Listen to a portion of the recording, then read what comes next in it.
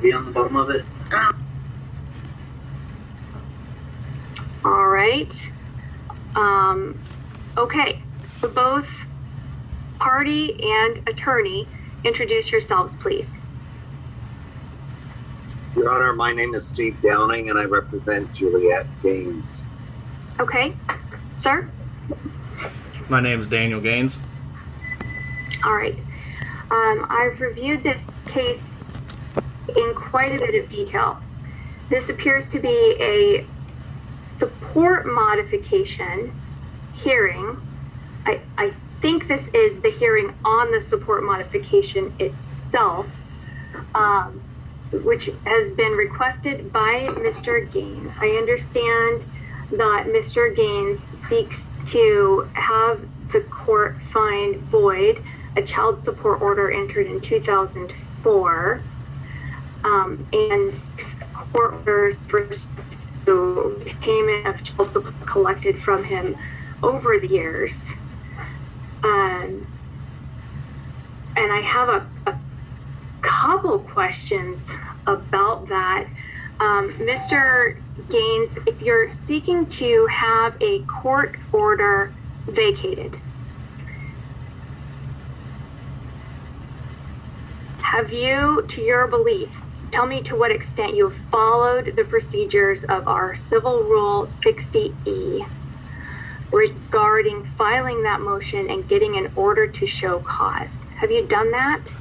Well, seeing as I've never been a resident of the state of Washington and am not currently, rules and procedures of the state of Washington do not apply to me. The rules and procedures of the state of Missouri do. So when it comes down to it, either the courts have the choice of adopting, for matters related to me, Missouri's rules and procedures, or we have to use federal rules of procedure, civil procedure. And under the federal rules of civil procedure, I've satisfied every element I need to satisfy. All right. Are you aware that federal rules of civil procedure apply only in federal court, and this is state court? Are you aware that 60B applies to state courts as well? It's been upheld by the federal courts and the U.S. Supreme Court more than once. We do have a state Civil Rule 60B, and I would not be surprised that the Federal Rule 60B has been upheld when applied in federal court. As well as state court. Our Court Rule 60B applies. Now, I understand this may be semantics a little bit because you haven't filed a motion to vacate in the first place. You can't vacate a void order. It's void. You can't even appeal a void order. It's not appealable. It's void. And, sir, there's a difference between void and voidable. All right? Tell me, sir, why this court does not have personal jurisdiction over you. As stated, I've never been a resident of the state of Washington. Whenever everything was filed in 2004, according to Miss Parker's own documents, court filings, Miss Gaines at the time, Miss Parker now, just so the courts are clear, according to her own filings in 2004, it states all of us were residents of Louisiana. Further, if you look at the proof of service she filed with the courts in 2004, the proof of service that she filed in 2004 also shows that the standard of strict compliance was not followed and met whenever Miss Parker had a Louisiana resident served under Washington laws, not Louisiana laws. Defective service of process means the entire matter lacked due process according to the higher courts, and defective of any 14th Amendment protections means that the entire thing is void of no legal force and effect. And that's even according to Washington's own case precedent and case law at the appellate level. There's very little at the state Supreme Court level because most people know that you can't do anything with void orders, so it usually doesn't go, not too many go past the appellate level.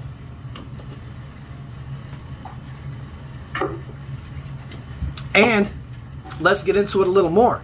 The default orders entered in 2004 are completely lacking any evidence whatsoever. All it has is claims, zero evidence.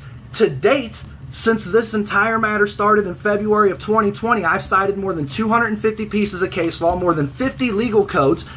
The other side, even outside of this, in total, everybody else has cited literally 0 pieces of case law, 0 precedent, 0 legal codes, and there's 0 evidence against me. The only thing they use is claims, and according to the 14th Amendment, that's not sufficient either. Jurisdiction's been challenged. The proof has been filed with the courts. You have the proof right in front of you. They have now the burden of proof under the 14th Amendment to show proper jurisdiction, and they filed 0 evidence to do so because they can't. The court's language that they used to assume personal jurisdiction was the child may have been conceived in the state of Washington. State of Washington's own case precedent, based from International Shoe v. Washington, Kuliko versus, or however it's said, versus Superior Court. Although the court may require subject matter jurisdiction over children to modify custody through UCCJA, it must show independent personal jurisdiction, significant contacts over out-of-state father before it can order him to pay child support. So out-of-state contacts ends in an S, which is plural in law. Language matters, and the state uses the extremely ambiguous language of child may have been conceived in the state of Washington. For all the legal effect that has, it may as well say child may have been conceived on Mars. It literally has the same legal effect. And the court's refusal to address the errors that exist on the record and on its face, well, that's what the federal lawsuit at the end of all this, after this goes to the appellate court, is to address. And the only reason I even filed the Reno today, knowing you're going to rule against me and ignore the law, ignore due process and everything else again, is strictly to get this to the appellate courts to strengthen my lawsuit. Okay. Anything else on your petition to modify the 2004 child support order? I mean, I can go on all day about the fraud, the misrepresentation, the false claims, the mistake of fact, of no consent, no jurisdiction, the void judgments, fraud in the inducement, fraud in the procurement of jurisdiction, the fraud upon the courts. I can cite case law all day. I've got hundreds of hours of audio and video recording I can play. I mean, we can really get into this so I can prove it. I mean, you have the documents. You have the birth certificate showing the child was not born in the state of Washington. You have the documents Ms. Parker filed showing the only state the child ever lived in was the state of Louisiana prior to 2004. After Ms. Parker filed all this, the child left the state of Louisiana. Not prior, after. I've submitted proofs that prove while Ms. Parker was in Washington doing all this, the child was with me in the state of Illinois. I filed the deficient proof of service showing that it was served to a Louisiana residence and did not meet the strict compliance bar that has to be met for service of process. I mean, what do you want me to get into? I got all day.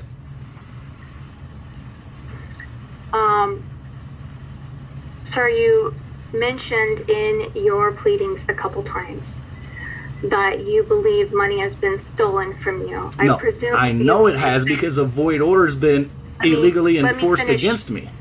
I need to be able to finish my question so we have a very clear record, which I'm sure you want. Okay?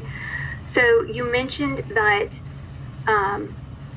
money's been stolen from you. I understand you're referring to money collected from by the Division of Child Support for child support purposes under this 2004 order. That is correct. Why, if child support has been collected from you for a period of time, are you only bringing this petition for modification of child support now? Well, again, you know how I just said I have hundreds of hours of audio recordings and video recordings I can play?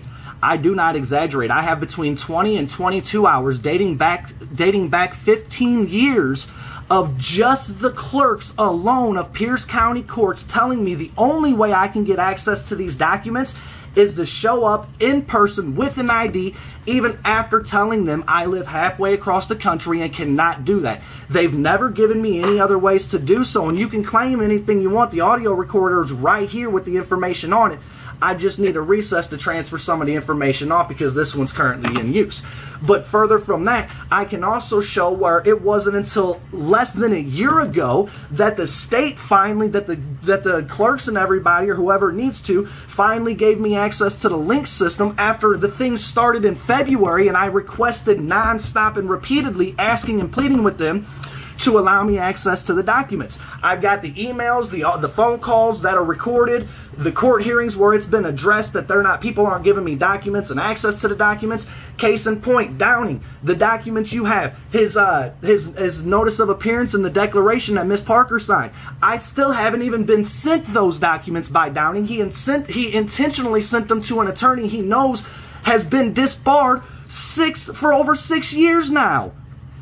After being told repeatedly in email she's no longer a part of this case, she's disbarred, cannot practice law, he still sends her the documents intentionally to prevent me from being able to respond, because I respond with actual freaking documents that of proof, and they respond with nothing but fictitious claims repeatedly. Look at the record. It's everything I'm saying is factual and on the record, in the record. Just the documents I filed alone, it's in this, prove everything I'm saying to be factual. And I'm not even going into the RICO violations I can prove by these courts and everything else. I'm not going into the violations of the Title 4D guidelines yet that the states have to comply with in order to stay a part of the federal incentive program known as Title 4D. Oh, I know all about this. I'm very well versed in it. Been forced to learn this shit for almost 18 years. I'm also well aware of fraud upon the court, which is one of Downing's arguments is going to bring that into play here in just a second, because he's going to claim how Judge Johnson sent this matter to change of venue to Mason County. What he won't go into is how the change of venue explicitly states child custody. I have Judge Johnson and Judge Farmer on audio or video recording, video for Johnson, audio for Commissioner Farmer, stating that child support and child custody are two separate matters. So if they're two separate matters, why doesn't the change of venue include child support if child support was sent to Mason County? They didn't file the change of venue as evidence. I did against them because it's factual. Again, they file zero evidence to support any single claim they make. Zero evidence is on the record at all in this matter dating back to 2004. The amount of errors on the record is staggering, and it proves beyond any doubt the conspiracy against rights, the deprivation of rights, the bias based on discrimination and sex, especially given the fact that over 90% of fathers that go through the family law court in the state of Washington are subjected to the same treatment I have been for the last 2 decades almost, and y'all's own court records prove this. I've also got from the Office of the Attorney General where the funding for the Title 4D program shows to show that the courts get money from the Title 4D program, which when the courts are financially benefiting from putting people on child support, that's a freaking direct conflict of interest. But yet here we are anyway. Again, how deep you want to get into this? I've got all day. I'll wait for you. I'll give you plenty of opportunity to cite law or case law around anything I cited in my documents. I'll wait. Okay. Because many others have already told me I'm right. What do you got? Okay. You understand that it's not the role of this court to argue with you today. It's the role of this court to hear argument from you as well as from Mr. Downing. So I'm not going to engage in an argument with you, sir. I want to pause and address a couple things very quickly. Yeah, give me 1 second. I got to stand up and step over to the side a second. I'm in my basement because my dog's and there's a spider above my head. So I got to kill it real quick. While that occurs. Done. Ms. Gaines, it appears that there's a child in your background. Is that the child that is subject to this case? Yes, she does this every time. Mr. Gaines, I believe she asked me. Yes, but she's no longer a child, Your Honor. She's 18 now, and she asked if she could listen to this. And given the fact that she's 18 and an adult now, I told her that that was her decision. She's been subjected to this for a lot longer, and I can prove that through video and audio recordings. Sir, this is a question I'm asking Ms. Gaines. She needs to give true facts. Ms. Gaines, that may be true. I just want to indicate to you that bringing a child, even an adult child, into litigation disputes between the parents, in this court's opinion, is likely poor judgment. All right? Your Honor, I want to intervene here. Okay. We have just terminated a dependency action, and under the dependency court, Faith Gaines was permitted, encouraged, supported, and required to be present at all court hearings involving her placement, involving the matters before the court. So the fact that she has been asked to participate in communication with her father and refused, the court did have her present at every single hearing. In this matter, Mr. Downing? In this divorce matter? In the dependency court, which also raised a number of issues relative I've got to object, Your Honor. This matter here. So, Faith Gaines does indeed have the right to be present and has been at every single court hearing her father has engaged in during the past year and a half. All right, I think I've made the record, and so have you, counsel, and we'll move on from there. Second reason I wanted to pause. I have an objection. Mr. Gaines? No. Mr. Gaines, there really is no basis for a legal objection at this point. So he's allowed to say things without giving the full context of everything, which is basically intentionally misleading the court, aimed at disrupting the judicial machinery, which is fraud upon the court legally. I have the case law I can cite, and that's allowable, but I'm not allowed to speak up against the federal and state felony conduct by the attorney. Stop. This has nothing to do with your motion. This was what I'm going to call a housekeeping issue with respect to this proceeding. Then I've got a housekeeping issue when you're done I would like to address. In addition, sir, it is inappropriate to be smoking during this court proceeding. And I'm going to ask that you put your cigarette out, stop smoking during the court proceeding. Second, sir, a moment ago you held up a tape recorder or digital recorder and mentioned it is in use. Mm-hmm. Are you recording these proceedings? I'll answer that with the question, but I'll follow the question with the reason. Do you have more authority than Judge Johnson? The reason I ask is because I can play right now video recording of Judge Johnson admitted that the courts in the state of Washington do not have the authority to stop me from recording the proceedings. These issues have been addressed. Mr. Downing can attest to this if he's going to be honest, that even Judge Johnson said he cannot stop me from recording. I was not there. My understanding, however, of the law is these matters may not be recorded absent permission of the court. Would you like me to explain the law to you, your commissioner? No. I am asking you at this point to stop recording the hearing. I understand you're going to do what you're going to do. I must state for the record that the U.S. Supreme Court has stated public servants, public officials, state and federal employees and officials in the commission of their duty can be recorded without their knowledge or consent, and it is protected First Amendment free speech. You, as a commissioner, are a public servant, not the courts. You are nothing more than a public servant as defined by the U.S. Supreme Court. That's not me, that's the U.S. Supreme Court. As such, a public servant in the commission of their duty can be recorded without their knowledge and without their consent. I've ruled on that issue. All right.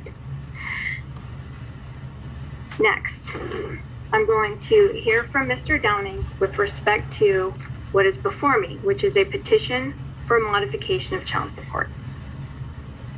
Your Honor, I have very little to say. I've already said it. You've already asked the questions. It's inappropriate to come back to this court 14 years after the fact and make a motion objecting to procedure when you had the opportunity to do so and failed to do so. Objection, Your Honor. Deficient service does not leave a chance to object the court or defend against. The courts have ruled on this repeatedly. Mr. Gaines, that's not a legal objection. That's a disagreement. Okay, so that's on the face, it's the service is deficient. How do you figure it's not legal? You'll have an opportunity to respond very briefly.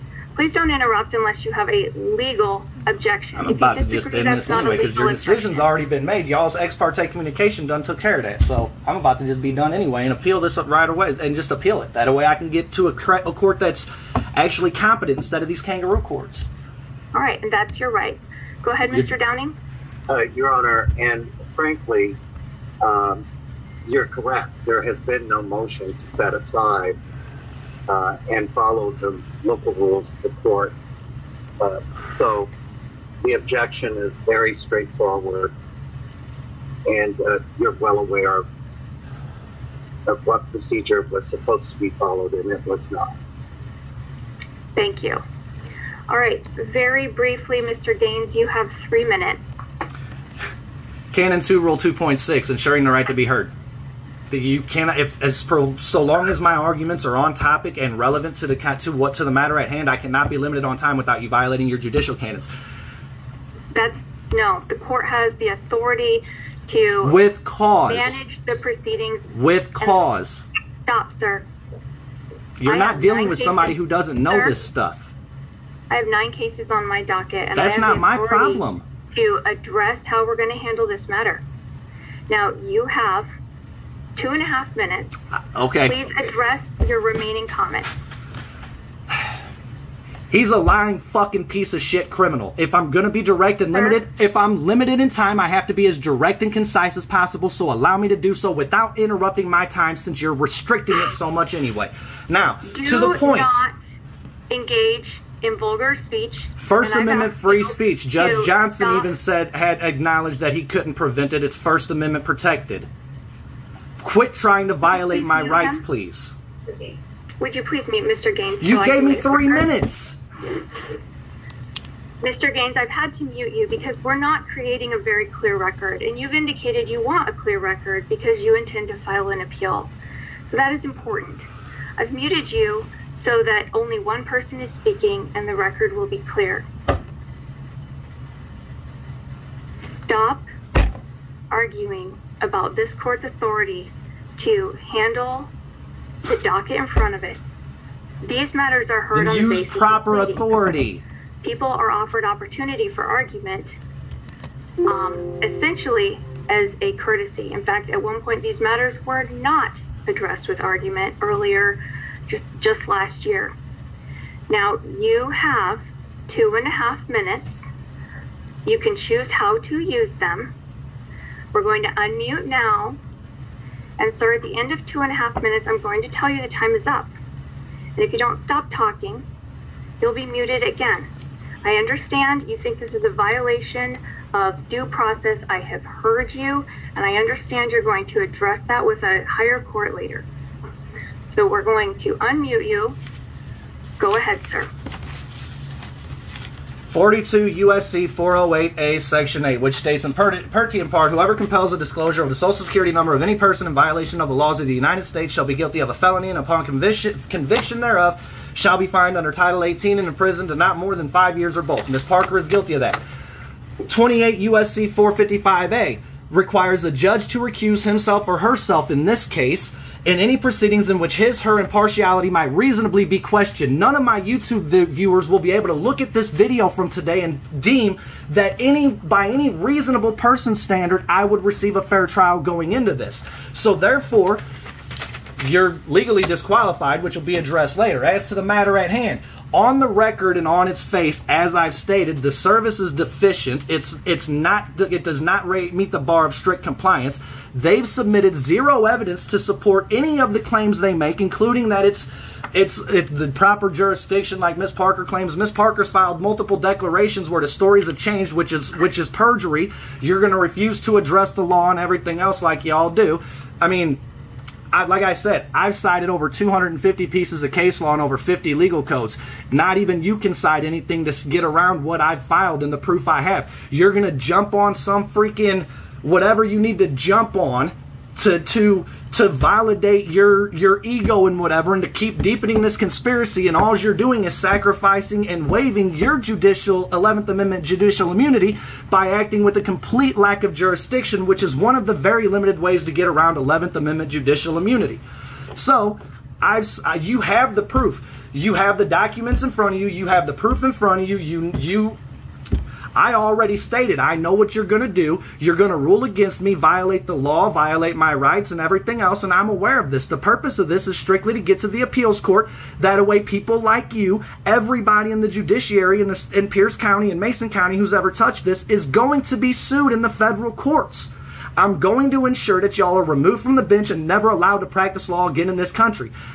If possible, I'm going to make sure y'all get put in jail.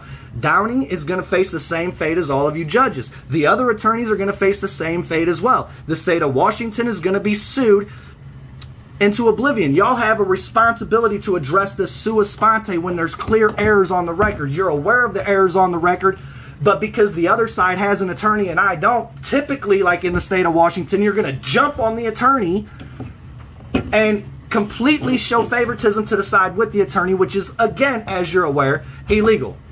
Make your ruling. I've got better things to do with my time, and I've got an appeal to file. Okay.